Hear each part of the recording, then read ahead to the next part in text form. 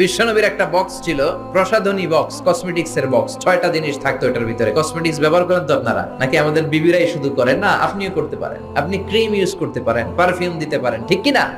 6টা জিনিস থাকতো বিশ্বনবীর কসমেটিক্স বক্সের ভিতরে। 1 নম্বরে থাকতো চিরুনি, 2 নম্বরে থাকতো অতুর মানে আতর, 3 নম্বরে থাকতো টুথপিক মানে দাঁতের খিলাল, 4 নম্বরে থাকতো অলিভ অয়েল ছোট্ট তেলের শিশি, 5 নম্বরে থাকতো সুরমাদানি, 6 নম্বরে থাকতো পারফিউম আতরের বক্স। চিল্লায় পড়েন আল্লাহু আকবার।